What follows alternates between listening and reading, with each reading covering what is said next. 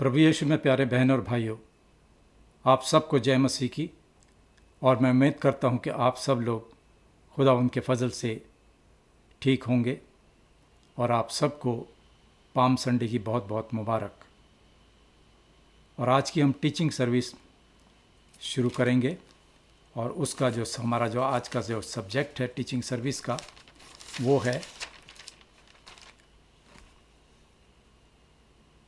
छोटे बच्चों के बारे में। तो इससे पहले कि हम आज का अपना टीचिंग शुरू करें, मैं आपके सामने पवित्र बाइबल में से पवित्र बाइबल की पहली पुस्तक उत्पत्ति नाम की पुस्तक, उसका 17 बाब और उसकी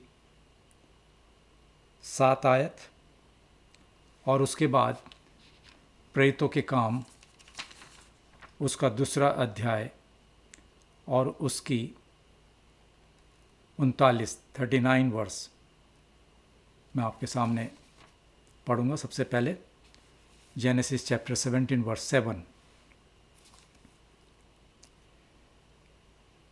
परमेश्वर कहते हैं, और मैं तेरे साथ और तेरे पश्चात पीढ़ी दर पीढ़ी तक तेरे वंश के साथ भी इस आशय के युग युग की वाचा बांधता हूँ कि मैं तेरे और तेरे पश्चात तेरे वंश का भी परमेश्वर रहूँगा।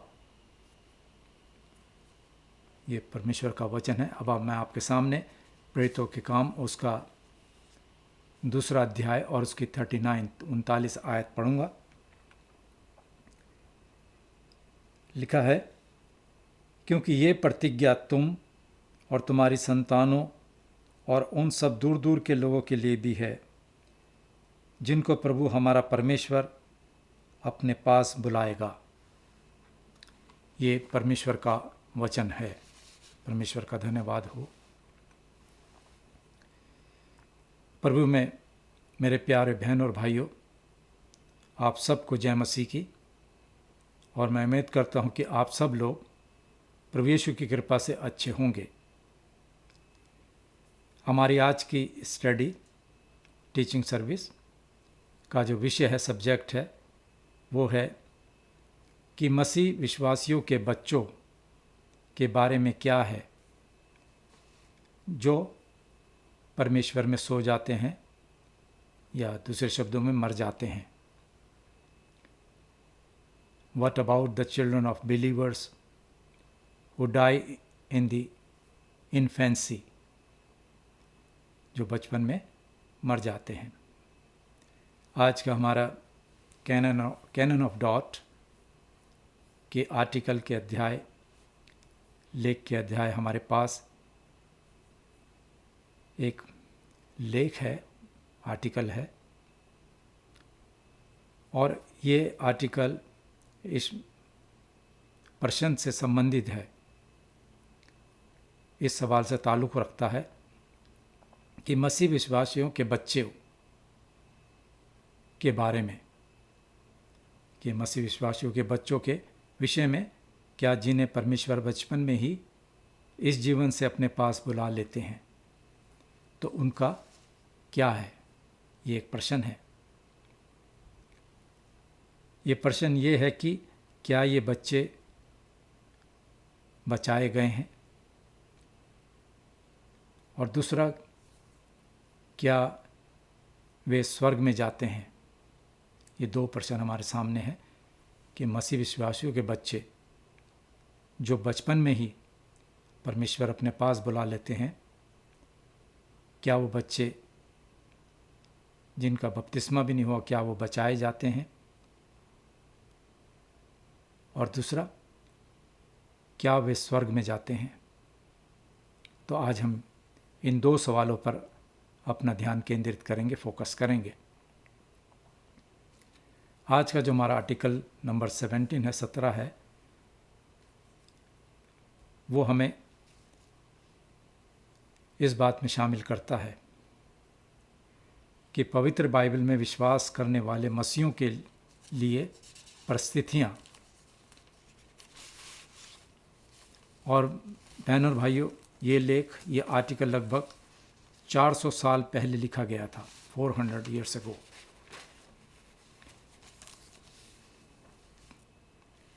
तो विश्वासियों के कई बच्चे बचपन में ही मर गए थे उस समय। प्रभु के जो लोग थे, उनके बच्चे थे, वो जब छोटे ही थे तभी वो परमेश्वर ने उनको अपने पास बुला लिया था।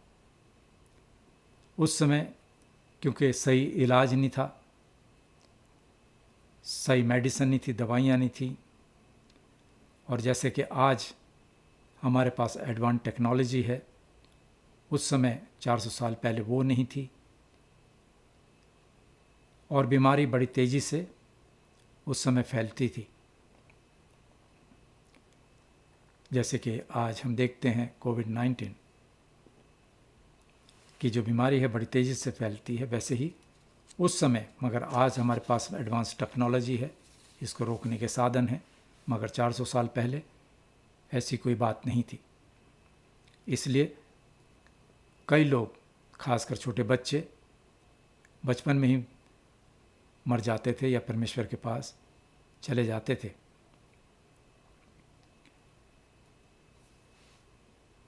और वो कई मसीह परिवार जो थे, फैमिली जो थी, एक या एक से ज़्यादा बच्चों को खोने के गंभीर समय से गुजर रहे थे। कितनों के तो 2-2 बच्चे ही चले आते थे। ये परिवार सोचते होंगे कि क्या हमारा बच्चा स्वर्ग में है या नहीं। बहुत से बच्चे इतने बड़े नहीं थे कि वे कह सके कि हम प्रभु यीशु में विश्वास करते हैं और हम प्रभु यीशु को प्यार करते हैं। वे चुने नहीं गए थे परमेश्वर द्वारा, वो इलेक्ट नहीं थे। ये सवाल था हमारे सामने और उन परिवारों के सामने कि क्या वो चुने नहीं गए थे। अजीज़ों, पवित्र बाइबल पर विश्वास करने वाले विश्वासियों के खिलाफ आरोप, जो पवित्र वचन पे विश्वास करने वाले विश्वासी थे, उनके खिलाफ आरोप, the charges against believing Christians, विश्वासियों के दुख को अर्मीनियस के अनुयायी ने और अधिक भारी बना दिया था इस बात को। और वो कहते थे कि बच्चे जन्मजात पापी होते हैं, यानी आदम में स्वाभाविक रूप से भ्रष्ट पाप के प्रतीक प्रकृति के साथ पैदा होते हैं। उन्होंने पवित्र बाइबल पर विश्वास करने वाले मसीहों पर बच्चों के प्रति अत्यधिक कठोर होने का आरोप लगाया और उनके आरोप लगाने वाले कह रहे थे विश्वासियों के कई नवजात बच्चों को उनकी मां के दूध से उनकी मासूमियत में छीन लिया गया है। ये आरोप लगाते थे वो विश्वासियों पर, ताकि उनका विश्वास डगमगाए, ताकि वे प्रभु यीशु का खून ना, प्रभु यीशु मसीह ना उनका बपतिस्मा, ना कि चर्च की प्रार्थनाओं से उन्हें कोई मदद मिल सकती है। कहते थे कि ना तो प्रभु यीशु का खून, ना उनका बपतिस्मा बच्चों का, ना उनका चर्च की प्रार्थनाओं से उन्हें कोई मदद मिल सकती थी। मगर आज का आर्टिकल 17 आज के मसीह के चर्च के लिए रिलेवेंट है, क्योंकि विश्वासियों के बच्चे कभी कभी किसी दुर्घटना में या बीमारी में या बचपन में मर जाते हैं। लेकिन ये शिक्षा हमें यह भी याद दिलाती है कि विश्वासी माता पिता को अपने बच्चों को पवित्र बाइबल के अनुसार कैसे देखना चाहिए। उन विश्वासियों को जो पवित्र बाइबल पर विश्वास रखते हैं, परमेश्वर के वचन पे, उनको अपने बच्चों को पवित्र बाइबल के अनुसार कैसे देखना चाहिए। नंबर 1, परमेश्वर विश्वास करने वाले माता पिता और उनके बच्चों के साथ वाचा बांधता है, एक कवनेंट स्थापित करता है परमेश्वर। कुछ लोग कहते हैं कि परमेश्वर वाचा बांधता है या बनाता है जो सिर्फ विश्वासियों के साथ संबंध स्थापित करती है और उनके बच्चों के साथ नहीं। वो ये भी कहते हैं कि उनके बच्चे अभी विश्वास करने में छोटे हैं, इसलिए उन्हें बाहर रखा गया है।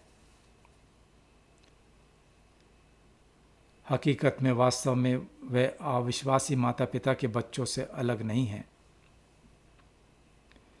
लेकिन ये पवित्र बाइबल की शिक्षा नहीं है। पवित्र बाइबल हमें यह नहीं बताती। पवित्र बाइबल सिखाती है कि परमेश्वर विश्वासियों और उनके बच्चों के साथ वाचा बांधते हैं, कि परमेश्वर विश्वासियों और उनके बच्चों के साथ, दोनों के साथ वाचा बांधते हैं। आइए पहले पवित्र बाइबल के कुछ आयतों को देखें। सबसे पहले उत्पत्ति उसका 17 अध्याय में, और जो मैंने आपके सामने 7 आयत पढ़ी थी, उसमें परमेश्वर ने अब्राहम के साथ एक वाचा बांधी। और आयत 7 हमें बताती है और लिखा है, और मैं तेरे साथ, परमेश्वर अब्राहम से कहते हैं,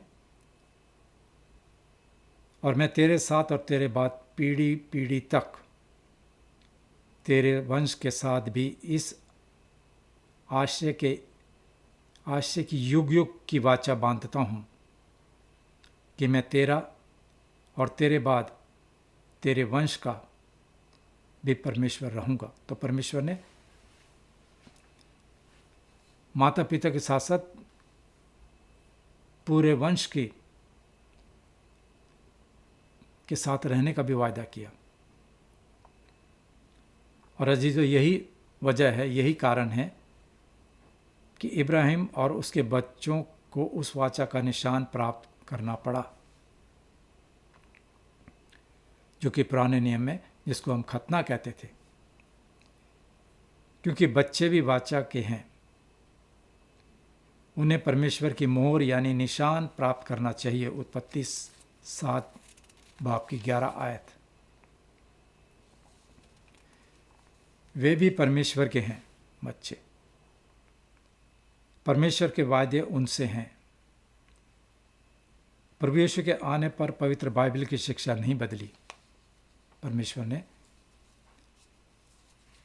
जो पुराने नियम में शिक्षा थी, प्रभु यीशु मसीह ने उसको आगे बढ़ाया। प्रभु ने कहा था, मैं इसको ख़त्म करने नहीं बल्कि इसको पूरा करने के लिए आया हूँ। और ये बात हम देखते हैं पेंतिकोस्त के दिन परमेश्वर ने अपना आत्मा कलीसिया पर उंडेला और बहुत से लोगों ने मसीह में विश्वास किया।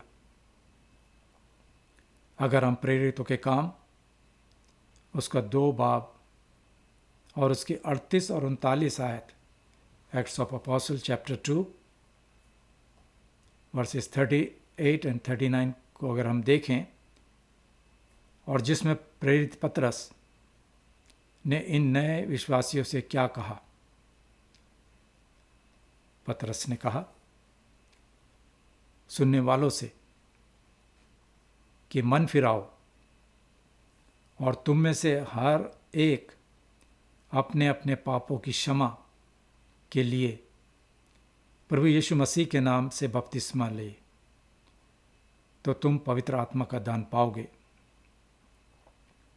और आगे क्या कहते हैं वो जरा मेहरबानी से इसको गौर कीजिएगा।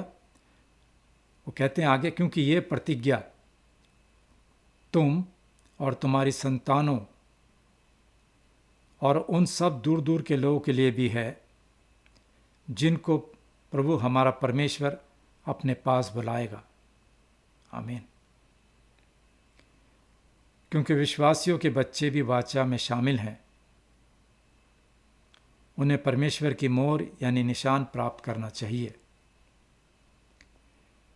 ये निशान अब खतना नहीं है, बल्कि बपतिस्मा जो कि पानी है, ये निशान है, क्योंकि प्रभु यीशु ने हमारे पापों को धोने के लिए अपना कीमती खून बहाया है। प्रभु यीशु ने के कीमती खून के द्वारा हमें पाप की क्षमा और विश्वास के काम करने वाले पवित्र आत्मा की प्रतिज्ञा उन्हें बड़े लोगों से कम नहीं है, वो बच्चों के साथ भी है। वो प्रतिज्ञा क्या? पापों की क्षमा और विश्वास के काम। आज का आर्टिकल 17 के अनुसार परमेश्वर का वचन क्या ऐलान करता है, क्या घोषित करता है? अजीज़ों, विश्वासियों के बच्चे स्वभाव से नहीं बल्कि अनुग्रह फजल की वाचा के आधार पर पवित्र होते हैं, जिनमें वे अपने माता पिता के साथ शामिल होते हैं। विश्वास करने वाले माता पिता को अपने बच्चों को आदम में उनके पापी भ्रष्ट स्वभाव के कारण अविश्वासियों के रूप में नहीं देखना चाहिए, क्योंकि उनके बच्चे परमेश्वर की वाचा कवेनेंट की कलीसिया से संबंधित हैं। जब वे अपने विश्वास का दावा करते हैं तो वे सदस्य नहीं होते, उस समय मेंबर नहीं होते, लेकिन वे पहले से ही सदस्य हैं। विश्वास करने वाले माता पिता के घर जन्म लेने के कारण, क्योंकि उनके पेरेंट्स उस बच्चे के बिलीवर्स हैं, तो वो संतान भी उनकी मेंबर्स है उस चर्च का। उनका बपतिस्मा परमेश्वर का संकेत है, इशारा है कि वे वास्तव में परमेश्वर की वाचा और उसकी कलीसिया से ताल्लुक़ रखते हैं, संबंधित हैं। वे परमेश्वर की वाचा के बच्चे हैं। दे आर कवेनेंट चिल्ड्रन, जो वो हैं। और यहाँ विश्वास करने वाले माता पिता के लिए बड़ी तसल्ली है, एक बहुत बड़ा कंफर्ट्स है। दूसरा, इसलिए परमेश्वर से डरने वाले माता पिता को अपने बच्चों के चुनाव और उनके उद्धार, उनके सैल्वेशन पर शक नहीं करना चाहिए, जिन्हें परमेश्वर इस जीवन से उनके बचपन में ही अपने पास में बुला लेते हैं। मेहरबानी से इस बात पर ध्यान दें, परमेश्वर से डरने वाले माता पिता को शक नहीं करना चाहिए। हालांकि इन बच्चों को विश्वास में जवाब देने का अवसर कभी नहीं मिला, इसलिए माता पिता को शक नहीं करना चाहिए। ये उन बच्चों पर भी लागू होता है जो पैदा होने से पहले ही परमेश्वर के पास चले जाते हैं, परमेश्वर उनको अपने पास बुला लेता है। ये तसल्ली मसीह माता पिता के रूप में हमारे बच्चों को परमेश्वर की वाचा के तरीकों में ट्रेन करने की उनकी जिम्मेदारी को दूर नहीं करता। ये तसल्ली मसीह माता पिता के रूप में हमारे बच्चों को परमेश्वर की वाचा के तरीकों में ट्रेन करने की उनकी जिम्मेदारी को दूर नहीं करता, और ये बच्चों के बड़े होने पर विश्वास में जवाब देने की जिम्मेदारी भी नहीं लेता है। और ये बच्चों के बड़े होने पर विश्वास में जवाब देने की जिम्मेदारी भी नहीं लेता है। बहनों और भाइयों, हमारा आज का आर्टिकल 17 विश्वासियों के बच्चों के बारे में बात कर रहा है। इस बात को ध्यान रखिएगा, कि आज का जो हमारी टीचिंग है वो विश्वासियों के बच्चों के बारे में है, जो बचपन में ही परमेश्वर के पास चले जाते हैं, या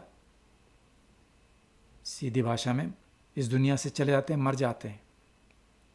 यदि विश्वास करने वाले माता पिता परमेश्वर के हैं तो उनके बच्चे भी परमेश्वर के हैं। और हम इस बात को हमेशा याद रखना चाहिए जब हम पवित्र वचन को पढ़ते हैं। मेहरबानी से कुरिन्थियों के नाम पौलुस प्रेरित की पहली पत्री देखें, उसके 7 अध्याय और उसकी 14 आयत में के शब्द मेरे दिमाग में आते हैं, जो मैं आपके साथ शेयर करूंगा। जहां पौलुस कुरिन्थ की कलीसिया को एड्रेस करते हैं, संबोधित कर रहे थे, जहां माता पिता में से एक विश्वासी नहीं था। या तो माता विश्वासी थी तो पिता अविश्वासी था, या पिता विश्वासी था तो माता अविश्वासी थी। तो उनमें से एक विश्वासी नहीं था और दूसरा विश्वासी है। आगे पौलुस प्रेरित कहते हैं और लिखा है, क्योंकि ऐसा पति जो विश्वास ना रखता हो वह पत्नी के कारण पवित्र ठहरता है, और ऐसे ही पत्नी जो विश्वास नहीं रखती पति के कारण पवित्र ठहरती है। आगे वो कहते हैं, नहीं तो तुम्हारे बच्चे भी अशुद्ध होते, परंतु अब वो पवित्र हैं। इस बात का ध्यान दें मेहरबानी से कि उनके बच्चे पवित्र हैं। पवित्र मतलब दुनिया से और परमेश्वर के लिए अलग उनको रखा गया है। They are set apart. वे बच्चे वे परमेश्वर के बच्चे हैं, ना कि इस दुनिया के। वे परमेश्वर की वाचा के बच्चे हैं, उसके कवनेंट के बच्चे हैं। इसलिए जब परमेश्वर इस जीवन में से किसी बच्चे को उसके बचपन में ही अपने पास बुला लेते हैं, तो विश्वास करने वाले माता पिता को उस बच्चे के चुनाव इलेक्ट और उसके उद्धार साल्वेशन पर शक नहीं करना चाहिए। प्रभु यीशु मसीह में उनके लिए परमेश्वर का प्रेम और अनुग्रह है। अजीज़, स्वर्ग में हमारा पिता परमेश्वर हमें तसल्ली देगा। सच्ची तसल्ली परमेश्वर के पास है। प्रभु यीशु मसीह ने कहा, तुम्हारा मन ना घबराए, सच्ची तसल्ली मैं दूंगा। इसलिए माता पिता को शक करने की जरूरत नहीं है, क्योंकि उन्हें स्वर्ग में प्रभु यीशु अपने पास बुला कर ले जाते हैं। वो परमेश्वर के पास हैं, वो हमारे उद्धारकर्ता खुदावंद यीशु मसीह के पास हैं, क्योंकि एक दिन उनके शरीर दूसरे सभी विश्वासियों के साथ जी उठेंगे। ये परमेश्वर का वायदा है। प्रभु यीशु मसीह ने कहा, मैं जीवित हूँ, तुम भी जीवित हो रहोगे। तो आज हमें इस बात का, इस टीचिंग और आर्टिकल 17 से ये शिक्षा मिलती है कि जो विश्वासी माता पिता जिनके बच्चे परमेश्वर ने अपने पास बुला लिए हैं बचपन में ही, वो शक न करें, बल्कि विश्वास रखें कि वो हमारे परमेश्वर के पास हैं, और एक दिन उनके शरीर दूसरे सभी विश्वासियों के साथ फिर जी उठेंगे। यही मसीह धर्म की नींव है। मैं आपसे विनती करता हूँ कि आप अपने विश्वास को बढ़ाएं, परमेश्वर के वचन को पढ़ें, प्रार्थना में अपना जीवन, अपना समय दें। खासकर इन दिनों में जबकि हम आने वाले दिनों में प्रभु यीशु मसीह के उस महान बलिदान को याद करेंगे जो उसने मेरे और आपके कारण कलवरी पर 200,000 साल पहले अपना कीमती खून बहा के सलीब पर अपनी जान दी ताकि हम बचाए जाएं। और उसके बाद परमेश्वर तीसरे रोज़ मुर्दों में से जी उठे। और आज हमें इस बात का गर्व है कि इस समय हम उस परमेश्वर के बारे में बातचीत कर रहे हैं जो कि एक जिंदा परमेश्वर है, हमारे प्रभु यीशु मसीह। मैं उम्मीद करता हूं कि आप सब लोग खैरियत से होंगे। आने वाला वीक, आने वाला सप्ताह आप सबके घरों में शांति रहे, प्रभु आपको अच्छी सेहत बख्शे और अपनी सेवा के लिए इस्तेमाल करे। आमीन।